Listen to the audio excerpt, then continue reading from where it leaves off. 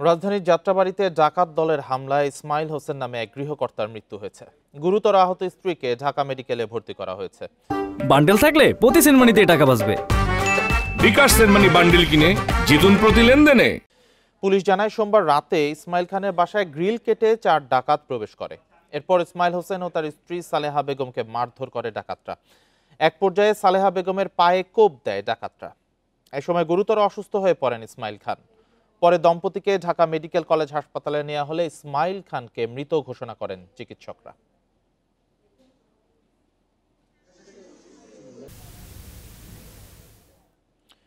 যেমনটি শুনছিলেন, রাজধানীর যাত্রাবাড়িতে একটি বাসায় ডাকাত দলের বালিশ চাপা ইসমাইল খান নামে এক ব্যক্তি নিহত হয়েছেন। ডাকাতের ধারালো অস্ত্রের আঘাতে আহত হয়ে হাসপাতালে ভর্তি তার স্ত্রী।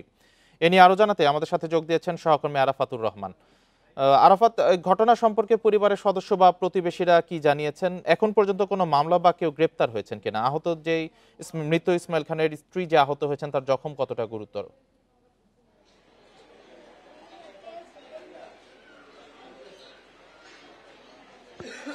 আচ্ছা, প্রথম বিষয় হচ্ছে যে এখানে ডাকাতির ঘটনা বলা যাবে কিনা তা নিয়ে একটি সন্দেহ আছে, কারণ ওনারা আই উইটনেস যারা আছেন, যে উনি ছিলেন ইসমাইল খানের স্ত্রী, উনি বলেছেন 4 জন, এবং আমরা 2 তলার একটা পাশে একটা গ্রিল কাটা ছবিও পেয়েছি। তো সেটা হতে এখানে বলতে হবে হচ্ছে চুরির, যদি অফিসিয়ালি বলতে হয়, কারণ 6 জনের উপরে না হলে আসলে ডাকাতির ঘটনা বলা যায় না, এটাকে চুরির ঘটনা বলতে হয়। 2 নম্বর ঘটনা হচ্ছে যে বালিশ চাপা দিয়ে মারা হয়েছে কিনা এই বিষয়টা এখনো নিশ্চিত হওয়া যায়নি, কারণ এইখানে আই উইটনেস যিনি ছিলেন উনি এই বিষয়ে কিছু বলতে পারেননি, এবং ওনার ওই লাশটা উপুড় হওয়া ছিল, সেই কারণে অনেকে হয়তো সন্দেহ করছেন বালিশ চাপা দেওয়া হচ্ছে কিনা। আমরা এখন আছি যাত্রাবাড়ির বিবির বাগের ইত্যাদি গলির ইসমাইল খান সাহেবের বাড়িতে।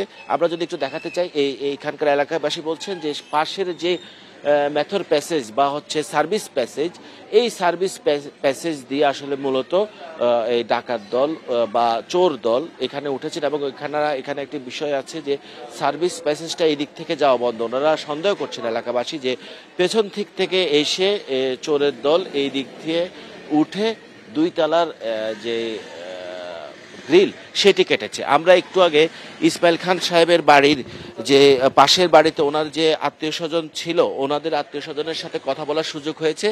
ওনারা আমাদের নিশ্চিত করেছেন যে ইসমাইল খান সাহেবের যেই স্বজন, অর্থাৎ 5 ছেলে, সবাই ইতালি থাকেন, এবং ওনারা অনেক বছর ধরে ইতালিতে থাকেন। ওনার 4 পুত্রবধূও ইতালি থাকেন, শুধুমাত্র একজন পুত্রবধূ বাংলাদেশে থাকেন।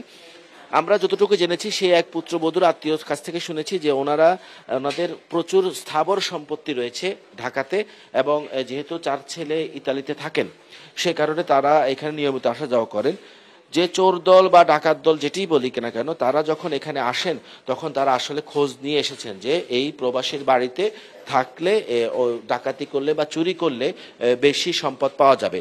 আরেকটি বিষয় আমি বলে রাখি যে ইসমাইল হোসেন সাহেবের বয়স কিন্তু 80-র কাছাকাছি, এবং ওনার ওয়াইফের বয়স ছিল হচ্ছে 70-এর মতো। সেই কারণে আমরা দেখতে পাই যে এইটা জানেন যে ওনারা দুজনই একা থাকতেন, এবং দুজন 2টি রুমে থাকতেন, আলাদা রুমে থাকতেন। সেই কারণে আসলে বলা যায় যে চোরের দল বা ডাকাতের দল যেটাই হোক না কেন, তারা ওনাকে আসলে প্রাইম টার্গেট হিসেবে নিয়েছে, অর্থাৎ এই পরিবারে আসলে কেউ প্রতিবাদ করবে না বলে ওনারা হয়তো এটা ধরে নিয়েছেন। আপনি একটি প্রশ্ন করেছিলেন যে ইসমাইল হোসেন সাহেবের ওয়াইফ সালেহা বেগমের আঘাত কতটা গুরুতর।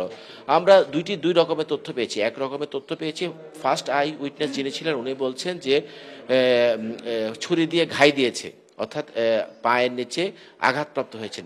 আর ওনার যে ফ্যামিলি মেম্বার তারা বলছেন যে ওনার হয়তো বাম পায়ের রগ ছিঁড়ে যেতে পারে। তবে আমরা এখন এখানে যে ওনার যে বাসা, সেই বাসার এখানে এসে রক্ত দেখতে পাচ্ছি। তো রক্তের ধরন দেখে বলা যাচ্ছে যে উনি আসলে 2 পায়ে আহত হন নাই, 1 পায়ে আহত হয়েছেন, এবং সেই আহতের পরিমাণ, উনি যেহেতু 70 বছর বয়সী ছিলেন, তো সেই কারণে ওনার যে পরিমাণ রক্তপাত আমরা বাসার বাইরে দেখতে পাচ্ছি, তো এই কারণে বোঝা যাচ্ছে যে আঘাত গুরুতর।